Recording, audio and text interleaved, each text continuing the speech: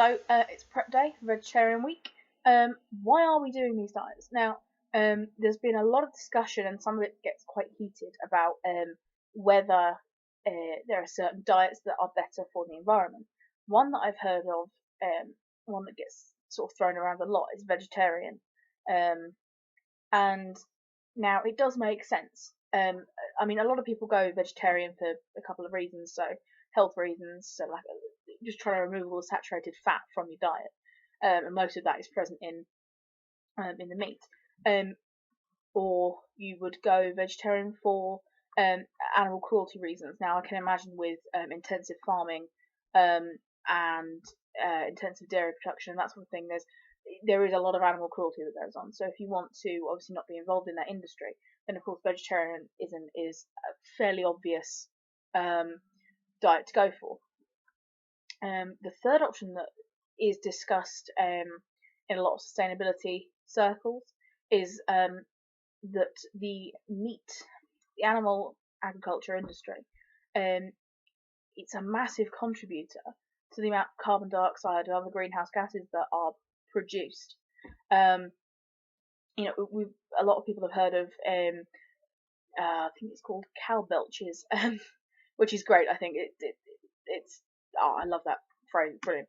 Um, it's just the amount of methane that is produced by cows in when they chew the cud, and obviously when they fart, it's just cows fart and they produce a lot of methane. I think that's the biggest producer of methane. Actually, is sort of cow farming.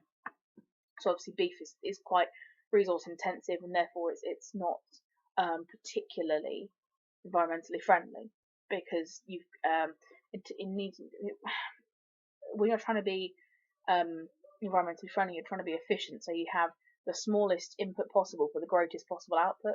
And in terms of farming cows, it's the other way around. You have quite a lot of input, but not the biggest amount of output, sort of volume wise.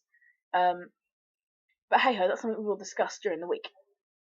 So, you know, why are we trying it out? Well, a lot of people are wary of being vegetarian and that sort of thing, and removing meat from their diet because they're worried that they will feel, well, not great, and they'll become anemic because they're not eating enough iron, they're not eating enough of the protein that we do need.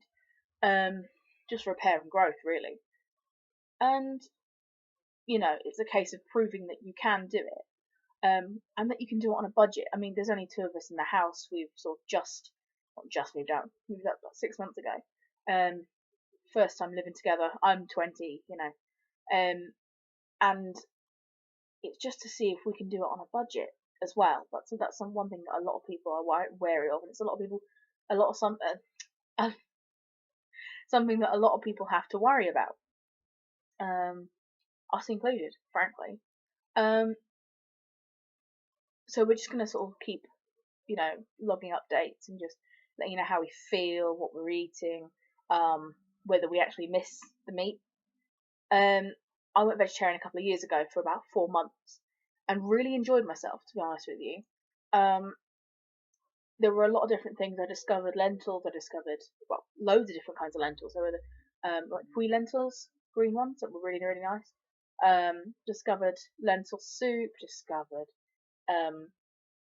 just like stuffed marrows. I discovered those. They're brilliant. I hate marrow on their own, but shove some lentils and some cheese and whatever in them, and I'm yours. It's brilliant. But you don't think about these things when you've got meat on your plate. You don't think about other ways of using your veg. So I'm really enthusiastic. The partner's very wary. He's a total carnivore, and it's going to be interesting to see whether we can persuade him that vegetarian, or indeed any of the other diets that we're going to try, and whether that's the way to go. So, yeah, like I said, this week is vegetarian. We're eating a lot of fruit and veg. It's going to be, well, I'll just let you know what we're sort of doing. I mean, for breakfast we're doing sort of egg on toast or egg on muffins or whatever I've bought. I'm pretty sure it's toast actually. Just because that's a really easy, quick breakfast. We're going to make sure we're using all sort of sunflower oil, rapeseed oil, that kind of stuff. So what are we then eating? Snacks wise, there's gonna be a lot of smoothies. We're gonna have a lot of smoothies. I think this week is banana and peanut butter. I think we're having banana and peanut butter smoothies, which are apparently really good for you. That's fine. I'm looking forward to that.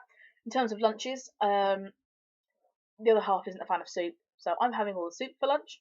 Carrot and coriander this week, which I'm really looking forward to. And then he's having hummus and like carrot sticks and some bread, which will keep him happy because he's a hummus nut. Literally, you give him hummus on anything, and he's very, very happy. Anyway, so that's what we're eating for lunches. We've got ourselves some like nuts in case we get hungry because they're sort of better for you than crisps, and it's healthier fats, isn't it? And then for dinners, we're actually having some really interesting stuff this week. Um, we're having things like falafel. Gonna make my own falafel, which are like chickpea balls that are fried. I'm not gonna fry them. I'm gonna bake them. Um, we're having mushroom stroganoff. Having stuffed mushrooms. We like mushrooms in this house, just because they're really good for you and they do bulk things up quite a lot and they're really really tasty. We've got lentil soups. We've got I think we've got like a Brussels sprout hash, which is apparently Brussels sprouts and potatoes, and you just sort of mush it. It's like a one pot deal. It looks really nice actually on the website. And the one thing I thought we were going to struggle with finding a replacement for was like a roast dinner. So now we normally have like a Sunday roast, just the two of us, and it's really nice. Normally it's either chicken or pork or whatever. But this one is going to be cauliflower steaks. Now I saw this on a website quite a few months ago now, and it looked really really good. It's literally like you take a cauliflower, and then you take a slice out of it about yay big, and you bake it. So it's kind of like, and apparently it's got the same sort of meaty texture as like a steak. Be interesting to see how that one comes out. That'll be tomorrow.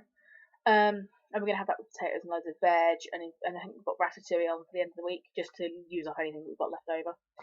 All of which I'm really looking forward to, actually. But again, it'll be interesting to see if we can persuade the carnivore that I live with. So in terms of budget, how did we do?